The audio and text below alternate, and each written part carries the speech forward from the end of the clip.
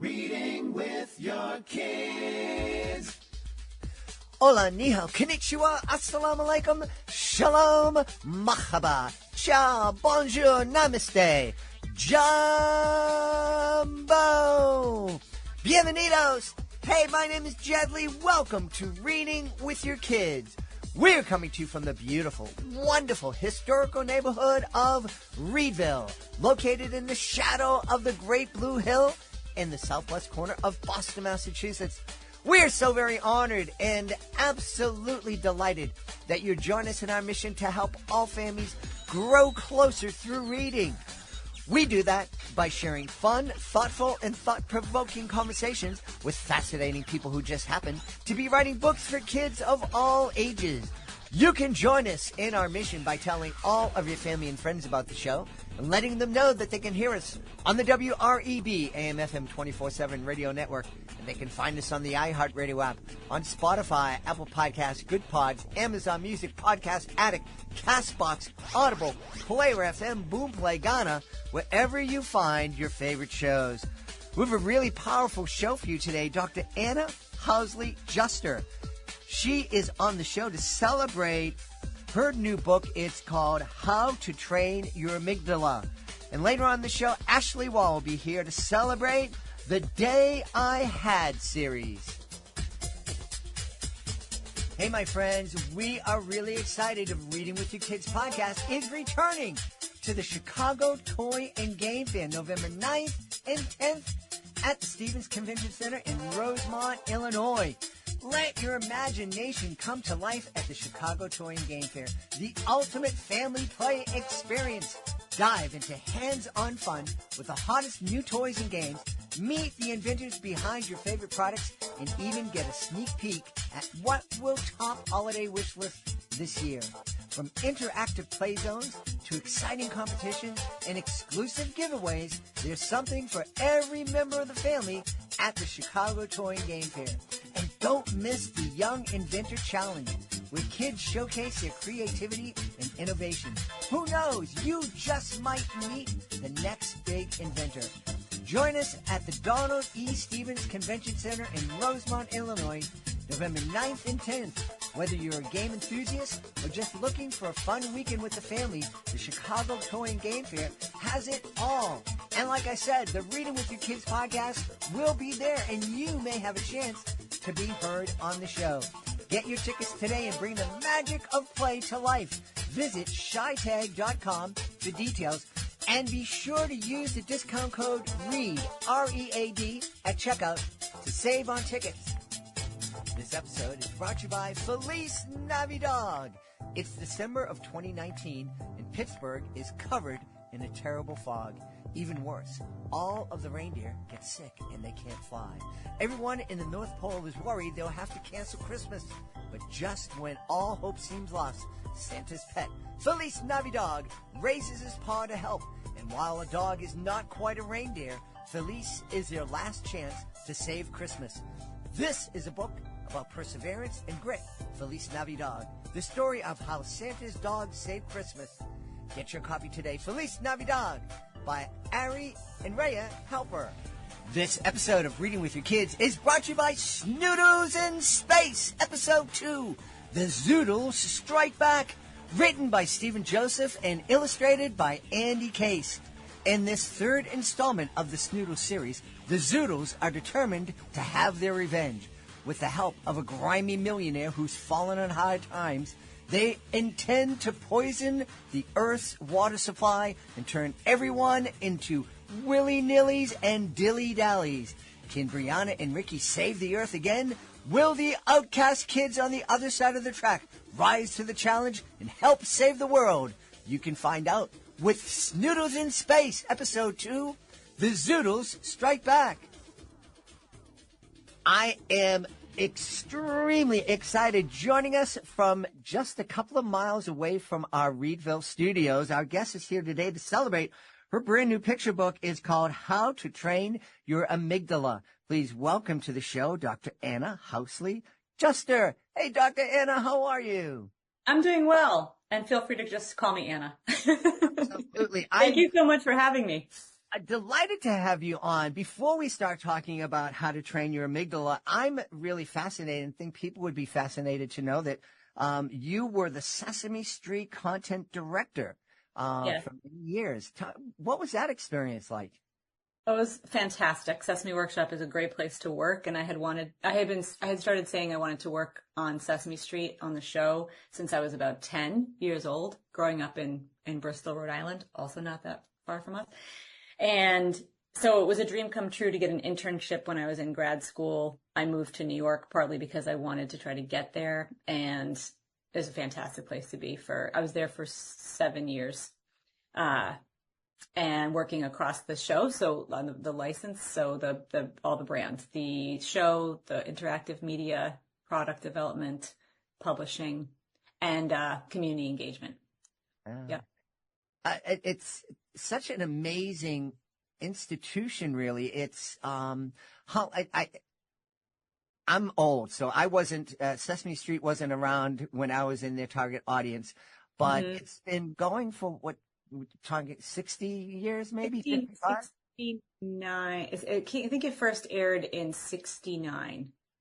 I'm not positive. It's either 68 or 69. And then when they had the 50th anniversary, not that long ago, a few years ago, the street where the office is in Lincoln Center, where I worked, it's West 63rd Street. They actually named Sesame Street. So if you're in New York, I mean, that's what talk about an institution. Absolutely. It has its own name of a street, in the heart of New York City. So it's a fantastic place. And that story of wanting to work there since I was a child is not unique to Sesame Workshop. I'm sorry, it's not unique in myself. There are lots of people there who had decided at some point in their life that's what they wanted to do. They wanted to be part of that magic and that the brilliance in the way that they're bringing education to very young children through the play and the humor, the joy of the Muppets and the monsters, and the whole human cast. It's a lot of people that I worked with at the time had always wanted to work there. Yeah.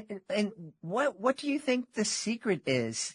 Because we're talking over 50 years, kids changed, culture changes. What was funny and acceptable 50 years ago might not be acceptable these days or thought of as funny, but Sesame Street endures. Well, I think similarly, you and I earlier, before we started recording, we're talking about the power of like trusting kids can understand important concepts, big words, etc. Sesame Street, we never dumbed it down, and it still isn't dumbed down. I think the curriculum that drives everything, which is very well researched, really nuanced, deep understanding of topics. But then you layer on what started off as Jim Henson's brain, just like so much creative genius. And then over the years, Sesame Street has had to change with the times. I mean, it's, I don't want to speak in too much detail about what's happening now because I don't work there anymore at this time, but some of my dear friends still there. They've been there for decades. They have had to evolve. I mean, when the show first came out, there were a handful of options for young children. And now there's probably thousands, at least hundreds. So, I mean, when you think about all of the ways that kids access content today, Sesame has had to reinvent itself to really think about what are the needs of kids today. Some of them haven't changed. We still want kids to learn how to read. We still want them to know how to make a friend. And then some needs have evolved because the world around kids has changed so much. Yeah. And one of the things we want kids to do is learn how to train their amygdala. Amygdala, yes. Say that word. It is a mouthful at first, but I promise I've had, like I was talking about with you earlier, kids as young as 4 years old can say the word and understand sort of the function of the amygdala in their brain and in their body. So just like at Sesame, where we would have used the real word for things, we would have talked to kids about the vocabulary that can help them live in the world. Same thing here. Yeah. So let's get into this book. How do we train that part of our brain? Well, so the amygdala, I've been saying in conversations like this, is sort of the usual suspect for the alarm system in the brain. And we have this threat response that keeps us alive. We're born wired to recognize threat because we're born to survive. We're wired for survival. So the job of the amygdala is to sense danger, to sense threat, and then set off a series of actions in the brain and then coursing through the body through hormones and through other mechanisms to basically get the body ready to fight whatever the intruder, whatever the threat is, run away, or sometimes just freeze, which is why, in my neighborhood, we have a gazillion squirrels, and I always try to avoid them, and I don't like to hit anything, of course. So that if you notice, sometimes that's frustrating because you stop and they also stop. Right? They stop in the middle of the road and you're thinking, what are you doing? Like, just move to the other side. Like, someone else might come along in a rush. This is Boston. You never know. And you're going to die. But they went into freeze mode, right? So lots of other animals, not only humans, have an amygdala designed to keep them safe. What I get to in the book is like, this is what it is. And also, it can be a little sensitive. And the character who's driving the narrative, who's this, the character that is the amygdala that's directly speaking to the reader and asking for their help, about a third of the way into the book, makes a mistake. It experiences threat and says, we have to go, we have to fight, we have to freeze, we have to run away, we have to do something, because it's perceiving that there's a dangerous monster at the door, and it turns out to be a small kitten delivering a large cheese pizza, to basically show kids, like, this is a really important part of your brain, and sometimes it makes major mistakes. And then it goes on to, the book through the amygdala teaches strategies you can use to calm that threat response when you can recognize that there isn't an actual threat. We've talked a lot here on the podcast about the fact that there are so many kids these days that are suffering from anxiety, certainly more than I was aware of when I was growing up, and even more than I was aware of when my kids were in school. Is this, we're just not learning how to train that, or our kids are, why do you think it might be? Oh, it's such a good question, and it's not there's not a simple answer, I would say. I obviously, since the beginning of human evolution, and as I said, with other animals, the amygdala has always been there, designed to keep us safe, right? What can happen is if enough scary things happen in your life, like, so certainly, if there's a trauma history in your lived experience, and by definition, trauma means that an experience overwhelms the brain's capacity to cope. So the same thing could be experienced, the same experience could happen to several kids. Not all of them will be traumatized. It's about the relationship between the brain and the experience. And by definition, it's overwhelming, out of control. I am not going to be safe, right? Mm-hmm. That's just, right. That can create a wiring in the brain as you move forward where you can have a hyperactive threat response. So lived experience can make the amygdala more sensitive to perceived threat because it has memory. It knows that it needs to look out for danger, and maybe even more so. So I would say right now in the world, there are a lot of reasons to feel threatened. And so it doesn't surprise me that right now there's an increase in anxiety because there have been several reasons to be anxious. Mm-hmm. I do think there's more awareness now than when, like, you and I were growing up. And I think that's positive, right? And sometimes when parents start to recognize that their kids are anxious, they get anxious about the anxiety. And then you have a relationship between two heightened amygdala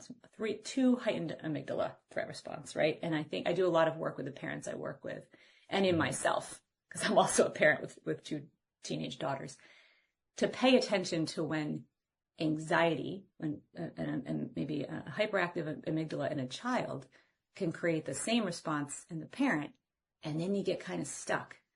So the awareness is good, but it's how we manage it and what we do with it that I think is really important right now. So how can we train that instinct so it isn't reacting to kittens delivering pizza at our doorstep? Right. So first of all, it's about a practice, because I don't know if I know you're a parent and you've spent a lot of time in your career working with kids. If a child is already in threat response mode and they are panicked, running up to them and saying, it's okay, just take a deep breath. Just take a deep breath right now. Just breathe. It's going to be okay. it sends a message to the brain, like, you are not seeing the fear. Like, you're not seeing what I see. And that can actually increase anxiety. So the strategies that are introduced in the book are designed to become part of a practice, sort of like the way you would get dressed and brush your teeth every day. You know, it's not designed to be just used in the moment. You kind of have to teach it as a practice and then use it when you need it. So the three main types of strategies that the book introduces, and there are many, it's really about figuring out what works best for a specific child or a specific adult that's trying to co-regulate with that child, are controlled breathing, muscle tightening and relaxation, so muscle, like progressive muscle relaxation, and visual imagery, which is a fancy way to say, like, use your imagination to think about something that's not the perceived threat, to try to help use other areas of the brain to calm the amygdala and the threat response. Yeah. You know, I'm happy that you mentioned that this is a practice, because we've had lots of authors on who write books about grief or anxiety or whatever issue, you know, that crisis moment that might be in a kid's life. And I find bibliotherapy is great. However, I think the time to buy a book about grief, yeah, maybe it's when grandma dies or the dog dies, great. But if you had been talking about that book earlier when everything was, and just talking about the feelings, that kind of gives the kid some practice. So when it does happen, it's like, oh, we're not trying to rebuild this kid after the kid's fallen apart. It's like, oh, the kid already has some idea about this, and we can deal with this together. Absolutely. I mean, so if you think about any other thing that we're asking people to do in their lives, like if, let's say you are a child, like a youth baseball player, right? And to feel like you can play your best, you have to build your muscles. You have to create like sort of muscle memory of getting around the bases, doing what you have to do. You're hitting, you're staying engaged. If you just went up to like a 10-year-old and said, hey, I know you've never played baseball before, but today I expect you to pitch. And I also, you know, we really want to beat this team. So do your best. I want you to hit as hard as you can, get a few home runs. That'd be fantastic. Like nobody would ever actually do that. And it's sort of the same with it's muscle memory. Your brain is not a muscle, but it's sort of the idea of that, right? Like you create patterns of thought in the same way that you build muscle to be able to do the thing that you need to do when you need to do it. So the reason the practice is so important is that you have to have confidence and fall back on strategies, even when your brain is telling you danger, danger, danger, danger, danger. You have to raise your hand and speak in class, or you really want to because you know the answer, but you're hot and sweaty and your breath is quick because your brain thinks that all those kids around you and your teacher, and somewhere in that room, there's a hawk and you're a mouse. And if you dare to stick your hand up just even a little bit, you're going to die. That is what the brain is saying. It's the survival mode kicking in. And you can't, I mean, kids do. They run out of the classroom, hit, fight back. That happens too. I mean, one of the biggest misperceptions is that anxiety looks always like hiding, the freeze response, like hiding under a desk or like being really quiet. Sometimes anxiety looks like fighting because that's one of the main ways that we survive. So we are seeing unprecedented levels of this type of behavior in preschools right now. You know, the hitting, the biting, the kicking, the swearing. I do a lot of teacher training work to kind of get right into the heart of this process of the threat response and what is going on in the child. How can we identify the need that's driving this behavior? And how can we manage our own threat response? Because it's hard to work with a kid that's doing that, right? And if your own threat response goes up, now you're both could be in fight response mode, or you could both be in freeze and doing nothing. So it's a practice because it has to become a natural response. Because the threat response is a natural response. And it's our default. Yeah. For some people more than others. Yeah. I'm really happy that you pointed out to us that sometimes, maybe lots of times, anxiety looks like fighting. Yes. You know, because I think I think that's the last thing people will think. It's like my beautiful wife taught in the Boston Public Schools for 34 years as a special needs teacher, and she would oftentimes have kids just out of the blue turn over the desk or the chairs, and that was always treated as a this is a behavior, this is a bad behavior, and none of the administrators that came down to help ever sat down and said, well, maybe this kid's stressed out and anxious, and maybe we can deal with this in a different way. That's right. 100%. If we understand the need, we know better what to do. Mm-hmm. If we only address the behavior, we're looking at the very tip of the iceberg, right? Like, you can only see this. You can't see what's happening in the brain. I often wonder if someday, because the technology is advancing so quickly, I don't know, I picture it like when I was little, occasionally I had really strict viewing limits, which is why one reason I worked at Sesame Street, because I watched it until I was like 12. I was only allowed to watch PBS. But I occasionally got the Jetsons, right? And, I would think like, world's not possible, so far-fetched. Imagine a time that we would actually walk around with some scan of our brain, like in real time. And you would be able to see, like if you came to me and I was really dysregulated and I was screaming, whatever, you would be able to see, oh, her amygdala is lit up. Something is threatening her. This is a threat response. Maybe someone would act differently to that person if we could see what was happening, and we can't for now, right? But if we imagine we could, when I talk to teachers and sometimes parents about, if you know that a child has experienced something is extremely traumatic, and you're seeing these behaviors and you don't know how to connect the dots or whatever, just imagine the child was running up to you with like a giant cut on their arm, like actually bleeding. What would you do? You would treat that, right? Mm-hmm. You would look at that and you'd give attention to it. So just think about that like an internal injury. You can't see it, but the behavior might be trying to communicate about it. Mm-hmm. And how would you act differently, like if you were thinking about it that way? We need to have some of these tricks to help us from going into our own, too far into our own threat response mode, like feeling threatened by the behavior. Because then once we're in threat response mode, it's hard, for the adult to calm down. And when I work with parents, they'll screen time is one of the biggest battles everywhere right now. And parents will say, it makes me so mad.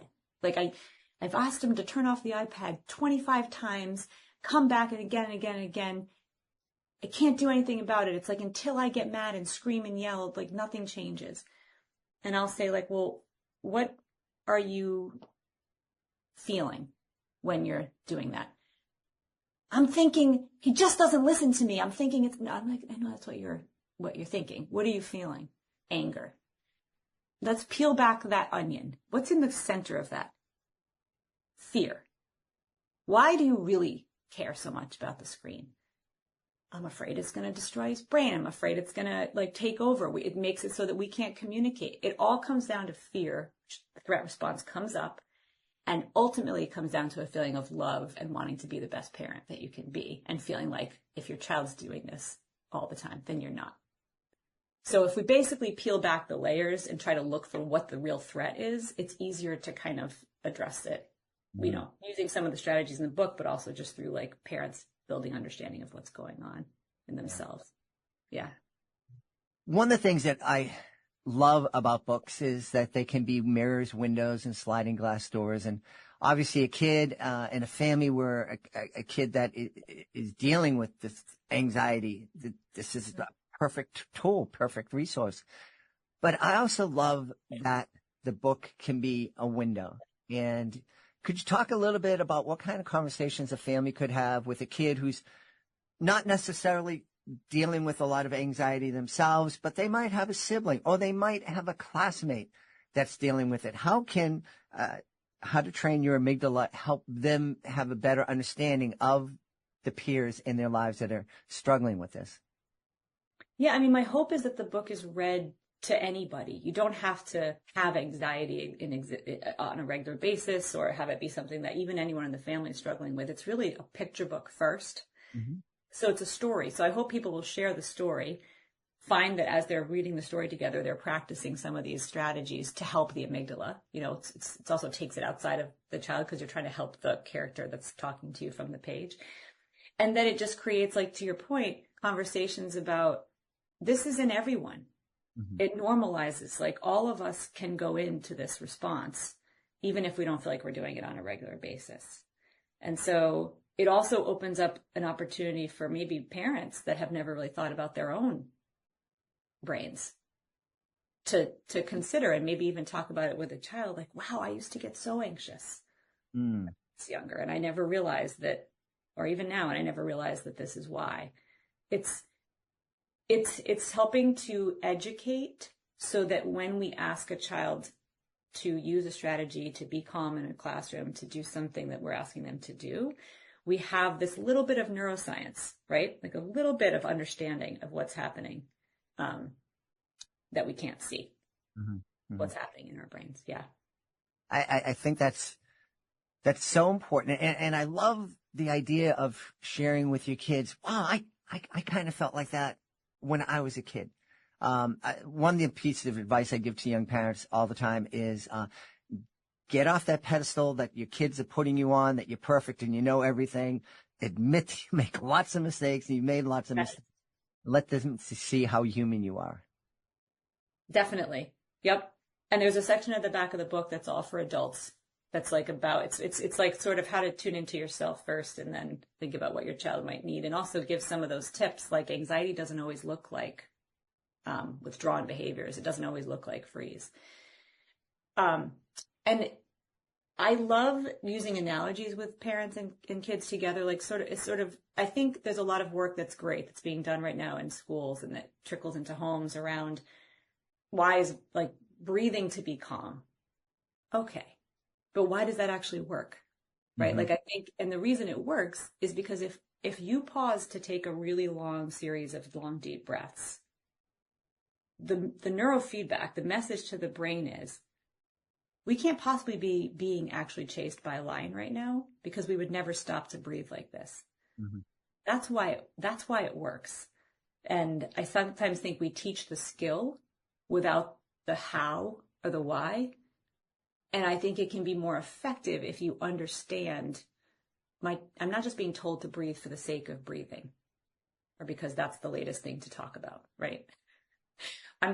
There's a reason, a purpose behind it. And then if I can picture that happening, if I can picture that if I'm breathing like this, I can almost imagine this part of my brain slowing down and becoming calm, because the message I'm sending to it is, we would not be doing this.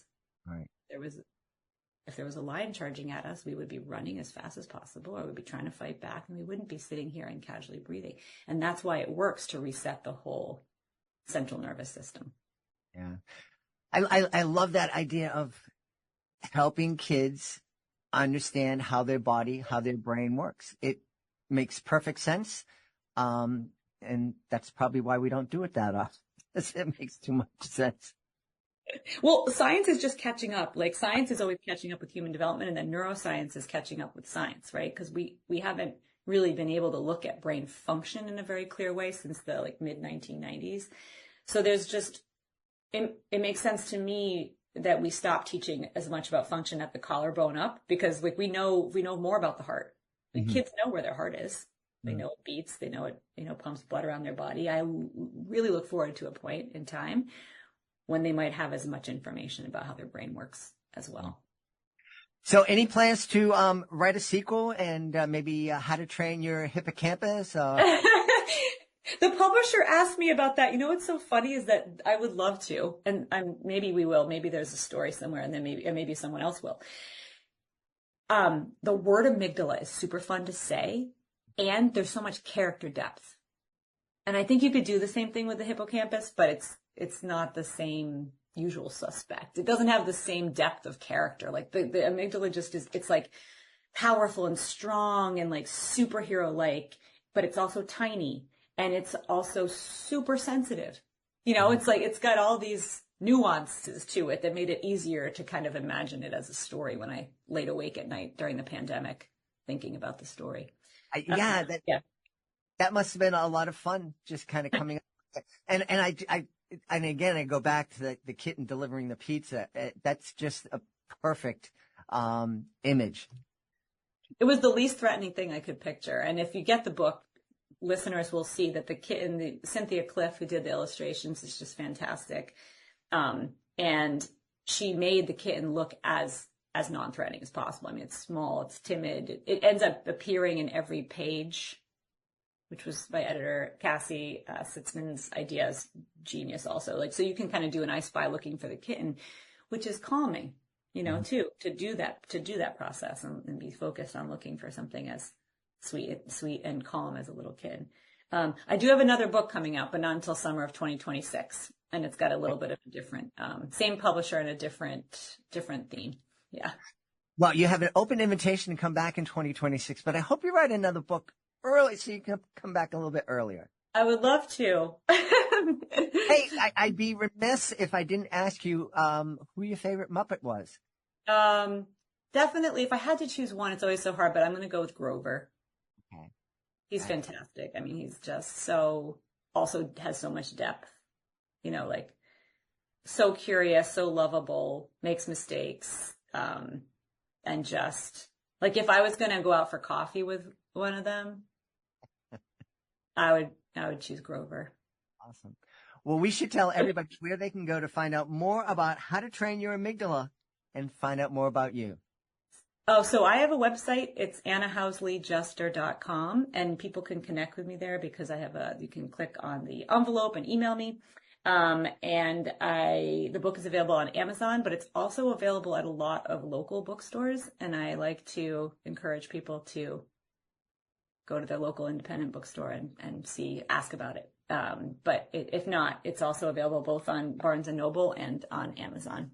Yeah, and go request it at the library. Go and request it at your independent bookstores, because just imagine how much fun you're going to have seeing the person behind the desk sit down and try to say, what's the name of the book? How to Train Your what? And then maybe it starts a conversation. Maybe that person at the bookstore never really realized why they get anxious about these specific moments, and maybe they'll look it up, and then it's a little moment of education. I love it. It's a great idea. We've had a great time speaking to the author of How to Train Your Amygdala. Our guest has been Dr. Anna Housley Juster. Anna, thanks so much for being with us. Thank you so much for inviting me.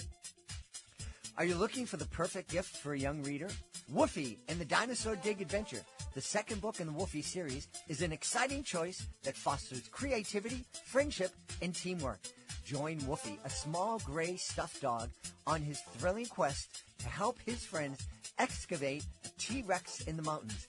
Young readers will enjoy his humorous adventures and admire his skills as a pup paleontologist, all set in a beautifully illustrated lyrical story, authored by Helen Rogenson, retired award-winning teacher honored with the Presidential Award for Excellence in Math and Science Teaching.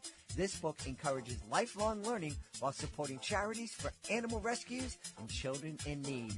Don't miss out. Visit us at unpackyourownhappy.com and connect with us on Instagram at unpackyourownhappy. This episode is brought to you by OnceUponADance.com. Take storytelling to a whole new level. With Once Upon a Dance, your child will do more than just listen. They'll move, imagine, and connect. It's a literary adventure and a performance all in one. From graceful turns to energetic leaps, each story brings an immersive experience that engages both body and mind. Whether your child enjoys unicorns, bats, zombies, or cats, Once Upon a Dance has a Dance It Out story just for them. Celebrate joyful movement and visit OnceUponADance.com or find them at your favorite social media platform. This episode is brought to you by the Logan series. 3 wonderful books written by Christine Ritchie McNamee. Logan and the Missing Masterpiece, Logan and the Lost Luggage, Logan and the Missing Jewels. Logan and the Lost Luggage is a Reading with Your Kids certified great read, and all 3 of these books feature Logan, an adorable Cocker Spaniel who travels the world with his magic phone. You and your kids are going to love traveling around the world with Logan, meeting animals from all over the world, visiting different countries, and learning how to get along with people from other countries and other cultures. It's a beautiful series of books. Our Reading with Your Kids Certified Great Read panel loved Logan and the Last Luggage. We know you're going to love all 3 books. Check it out today. The Logan series by Christine Ricci McNamee. Join us right now from the great state of Texas. Our guest is here today to celebrate her The Day I Had series and also celebrate her publishing company. It's called Mama Bear Books. Please welcome to the show, Ashley Wall. Hey, Ashley, how are you? Hi, I'm doing great. Thank you so much for having me. I'm really excited. I'm excited to have you on, too. Wow, you've had quite a career so far. You've been a teacher and a book author and now a publisher. What a wild ride. Where'd you get the energy, first off, to do all these things? Oh, great question. Well, I was a teacher before having kids, so my energy level was a lot higher then. And then I was a stay-at-home mom once I had kids. I have 2 little ones. And after a couple years of being a stay-at-home mom, I wanted to get back into the working world, and I wanted to stay in kind of the education field and working with kids. And through just reading so many books with the kids, I was like, I'm going to write a book. Let's start a company and do the same thing for others who have these book ideas. And so the energy comes from coffee and going to bed early. So am I hearing you right that the intention from the start was not to just write that one book, but it was to start a publishing company? Yes. We, the first idea was to write a book series, and I had a clear vision of what I wanted in the book and what I wanted for kids in general. Coming from education, I know reading is incredibly important from infancy, from the beginning. And so I read for my kids from day one. And so we have gone through thousands of books, and books we love, books we didn't love so much. And I always had in the back of my head, I want to write a book. And when I did, we were like, there's probably a lot of other people who have these ideas. They just need a little bit of push or a little bit of inspiration or some encouragement. And it's been really awesome to be able to bring these other authors on who've always had these ideas and just didn't know where to go or what to do. Mm-hmm. So that's been really, really fun. Can change kids' lives through reading, but also adults who've always aspired to be an author and write stories too. Well, let's talk first about that series, the Day I Had series.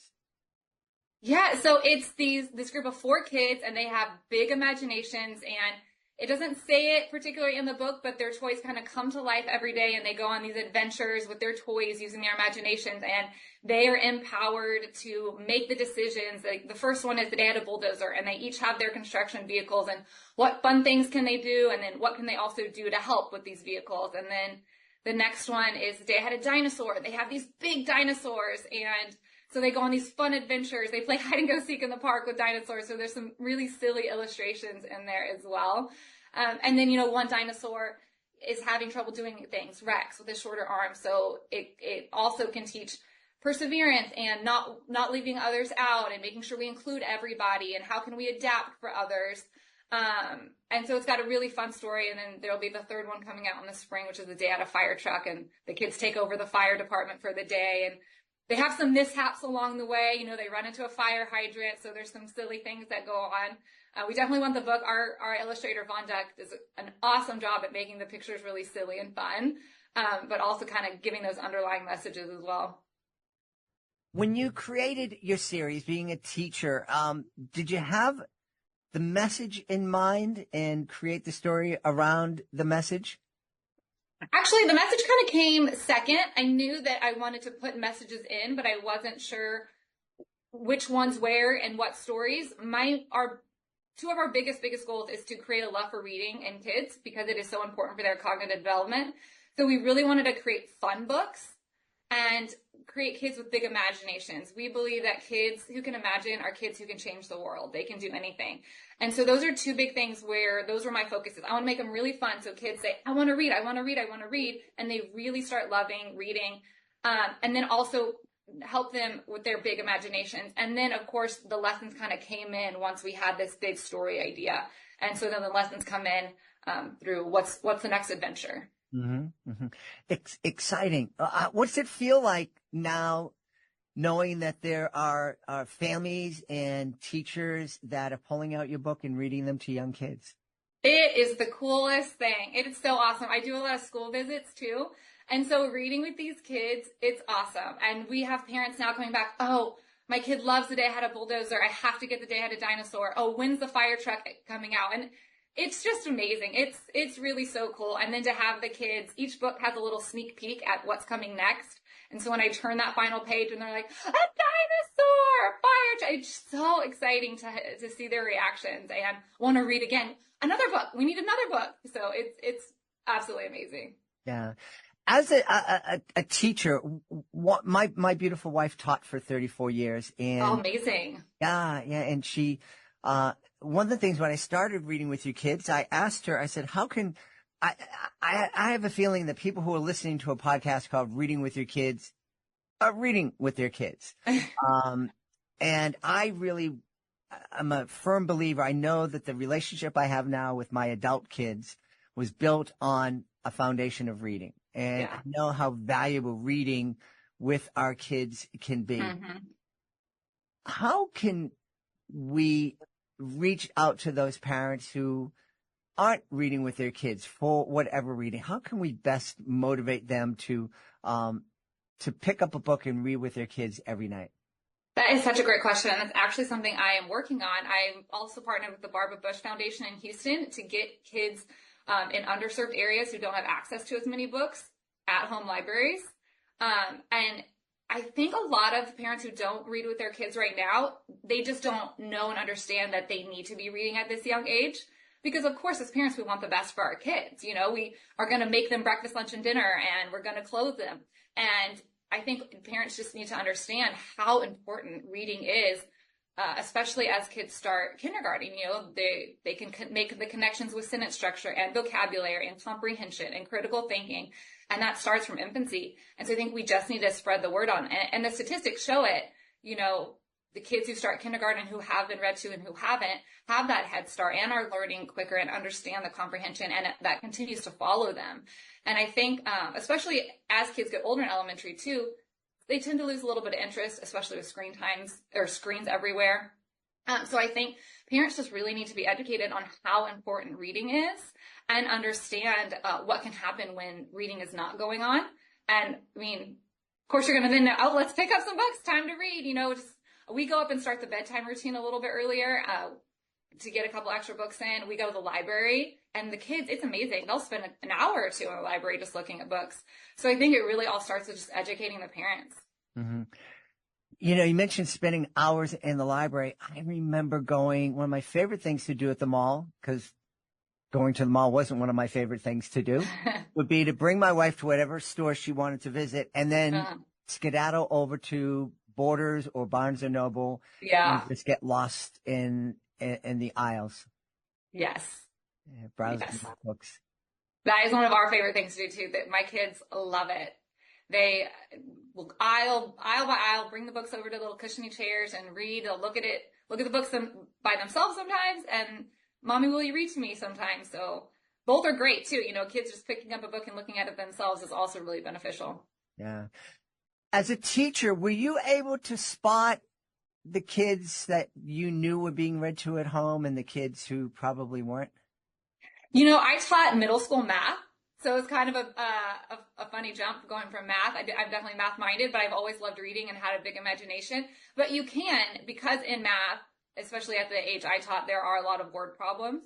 So you could see the kids that were behind. And, you know, I had kids who were really good in math, but because they struggled with reading, their scores didn't always show that. They didn't always show how great and how much they understood it. So we would have to do some reading comprehension even in the math class to bump up that reading. So it really goes across all channels. You know, I have to tell you, Ashley, middle grade math teachers are not my favorite people in the world. No, my son was one of those guys who math was too easy for him.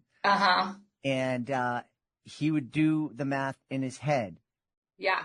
It was always right, but he didn't show his work. Right. So he got failing grades. And, and the teacher would come in and say, he's really smart. He knows his stuff, but he won't show the work. And my answer was, but is it right? You know? Right. Yeah. So I I'm a big supporter of the teachers, and I would sit down and go, Chris, this is what I'm going to do it, whatever. But boy, his middle grade math teachers made my life very difficult. Yes. And that's, I found that I feel you on this, because as a teacher, and it happened with teachers who were teaching for a long time, and teachers are absolutely amazing. Absolutely amazing. They don't get enough credit. But I agree. If you know your students, and I know that you know this stuff and you can do it in your head, then that's good, great. You can't have a blanket rule, right, for every single kid, because every kid is different. So in my opinion, that teacher should have known their student to say, hey, this kid needs to show their work because they need the steps or they're going to make mistakes. I know you, and I know that you can do these in your head. At the same time, though, I feel like if he was able to do it so fast, he should have been pushed forward a little bit more, like he should have been giving a bit more challenging work that maybe he had to put a little bit more effort in and push him forward while other kids were, doing the tasks at hand. Yeah. But that's just, that was just my style. Well, I think that style would have been better. But I'm also sure that he would have come home and complained about something else. So of course, and she's giving me her work is too hard. Exactly, it's not all on the teachers. So no, of course not. I want to talk to you a little bit about your journey as a publisher. That's a big step to, one of the things we talk about here is as an author of a children's book, you are the CEO of a small business if it's a successful children's book. But as a publisher, you are absolutely the CEO of something that is much bigger than a single children's book.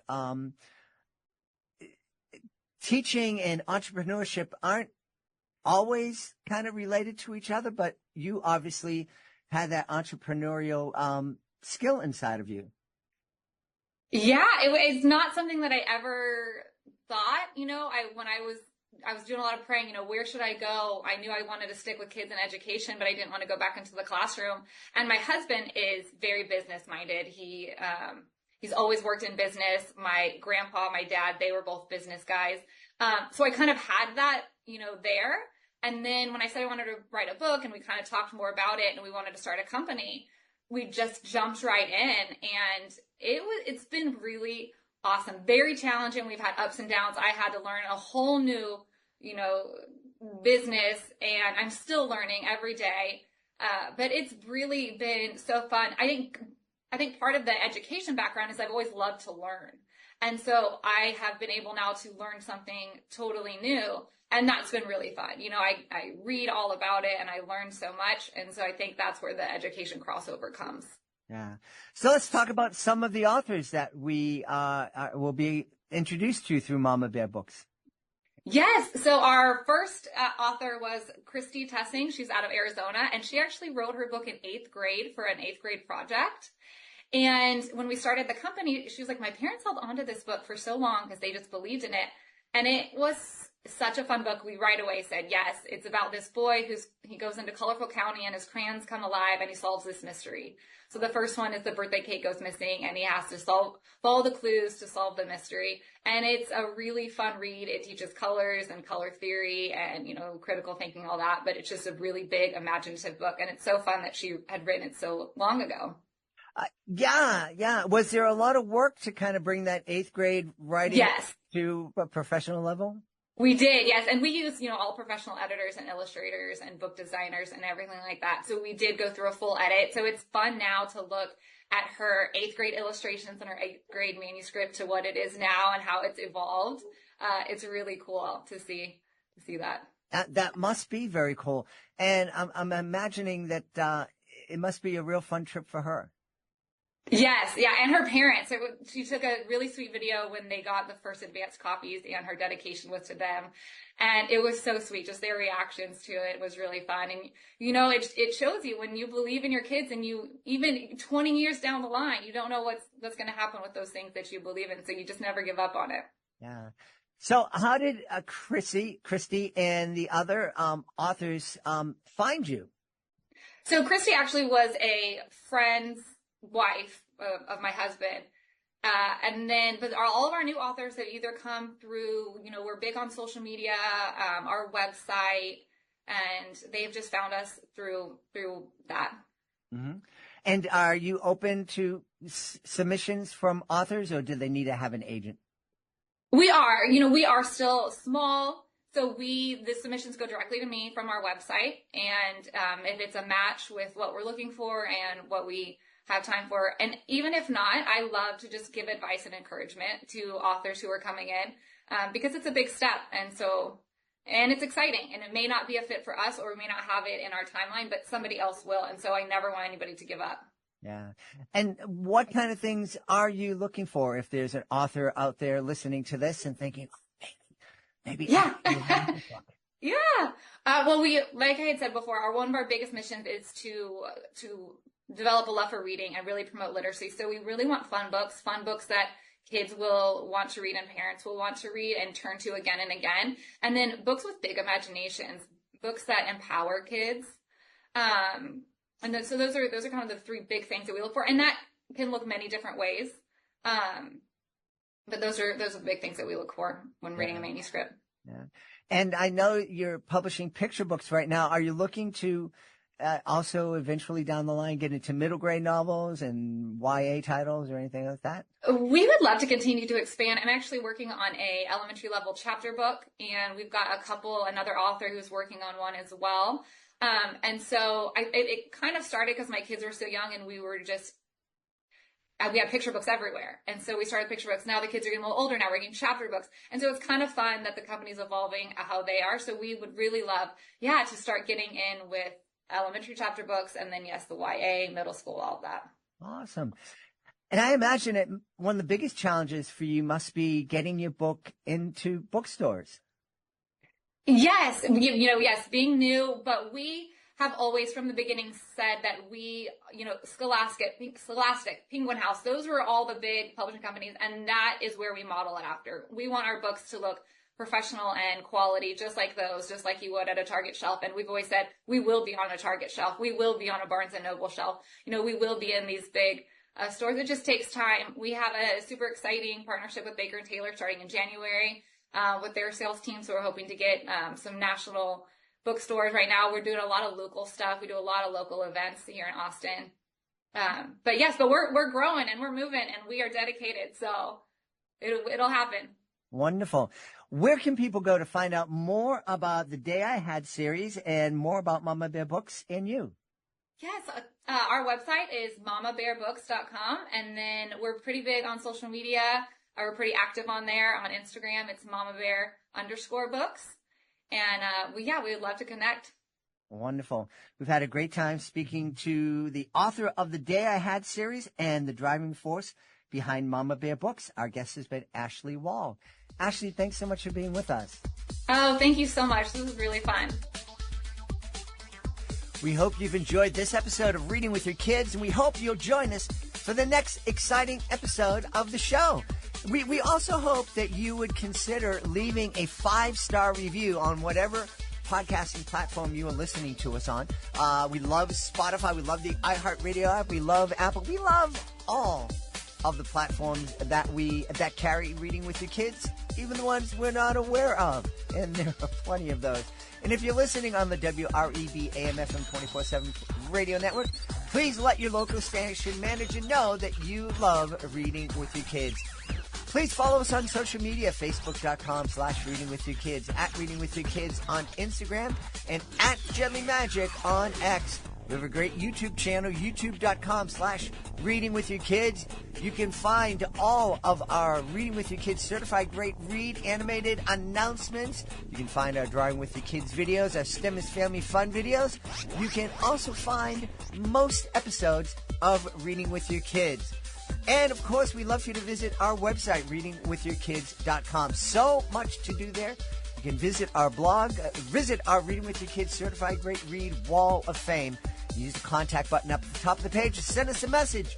Let us know what you love about the show. Let us know what we could be doing better. And let us know who you would like to hear on a future episode of Reading with Your Kids. Want to thank the folks who made today's show so wonderful. Of course, we want to start by thanking our guest, Dr. Anna Housley Juster. Please be sure to check out How to Train Your Amygdala. Also want to thank Ashley Wall. Please be sure to check out her Mama Bear books and her The Day I Had series. I want to thank my incredible team, Fatima Khan, Chris Doherty, Rory Grady, Rayling Tang. I want to thank my beautiful wife for all the support she gives me. Most of all, we all want to thank you. Thank you so much for taking the time to join us today. And as always, thank you so very much for taking the time to make the world a better place. And you do that every time you read with your kids. I'll be looking for you in the next episode of Reading with Your Kids.